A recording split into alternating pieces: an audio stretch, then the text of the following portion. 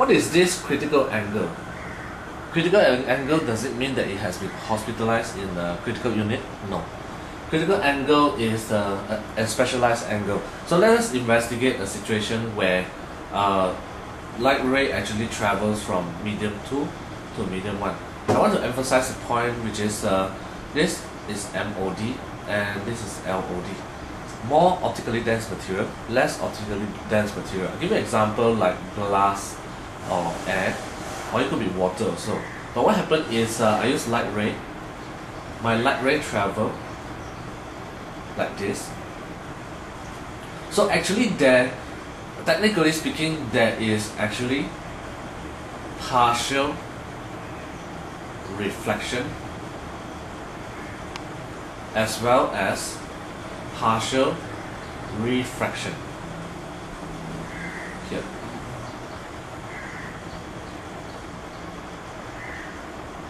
There is partial reflection and partial refraction.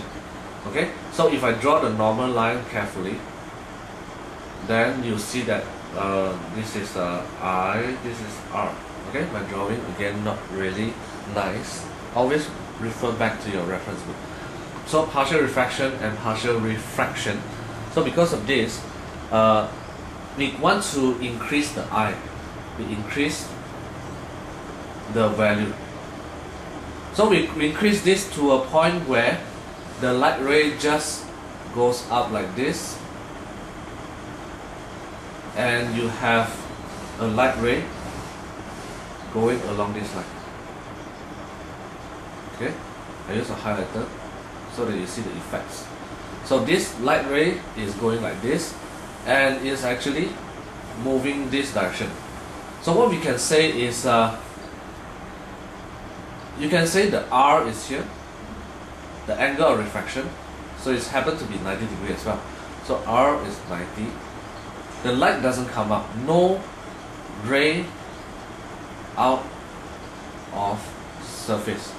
Does that mean there's no refraction? No, there is refraction. There is refraction. Okay, there is refraction. So because of this, here is also I. But this I, we don't really want to call it I anymore. We can only say that the I is I represent C. Okay, we call it C. We call it C.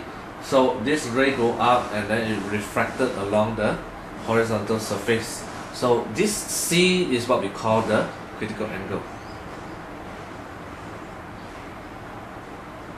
So how do we define critical angle? So critical angle is defined as the incident angle where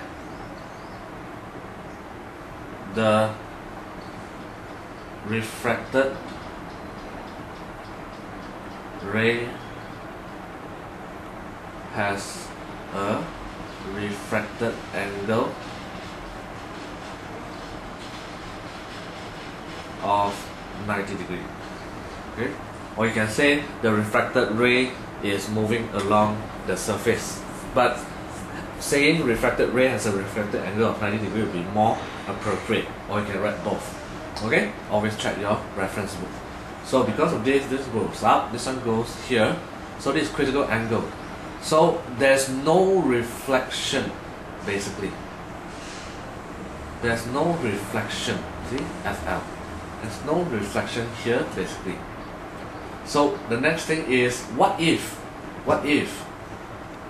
I go at this angle, let's say here is 45, and given this material, this glass material, this air, this glass material C is 42. Let's say it is 42 degrees.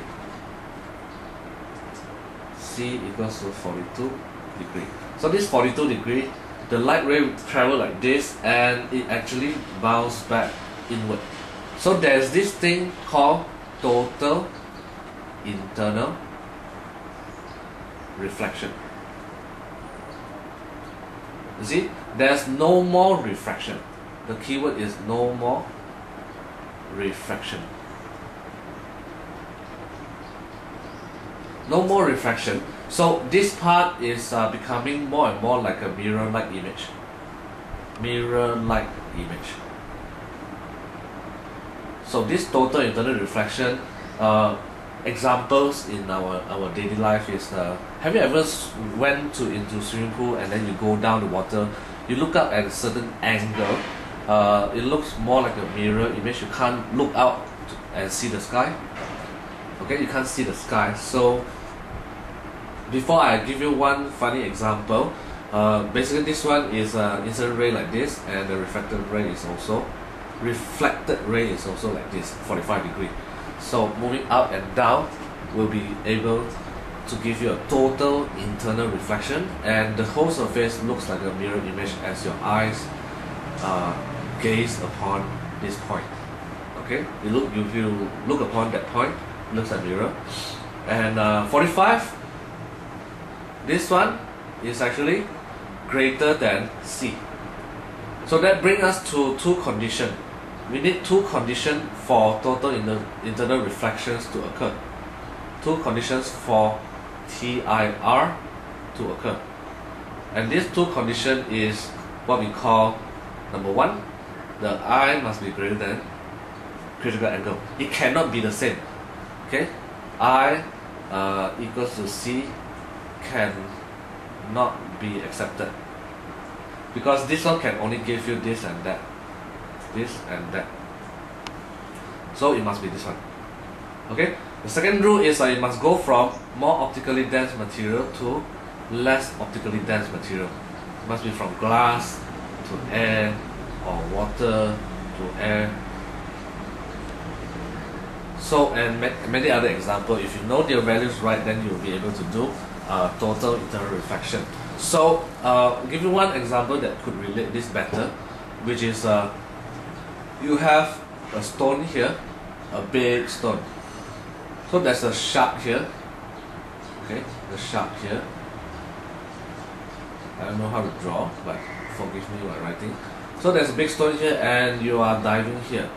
Do you think you are actually safe just because the shark can't really see you?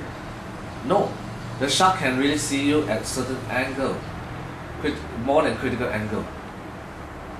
Okay, imagine the angle is this I, this R. So this I is more than the critical angle of the water. Okay, so the shark can see you, so you're not safe, and you should pray. Yeah? But of course, my statement here is technically wrong in the sense of biology, because sharks doesn't use sense of sight to locate prey. Shark actually use the sense of smell to smell if you are bleeding or not. If you are bleeding, they will come straight to you no matter how far you are. Okay, so basically this is just an illustration of total internal reflection. So you can see a mirror-like image here. Okay, if you are here, let's say you are here and you look up, of course you can see the sky. You can see the sky and the bird ship coming down soon. Okay, let's say your eye is here, you look up, suddenly you see some bird ship coming down soon. But at certain angle, if you move like this, cannot already. Move like this, cannot already. Certain angles still can, certain angles still cannot. Okay, so TIR is used widely in the optical fiber industry. Optical fiber, you can read more about it in your reference book. Optical fiber, and also many other systems and many other natural phenomena, which we will discuss soon. Okay.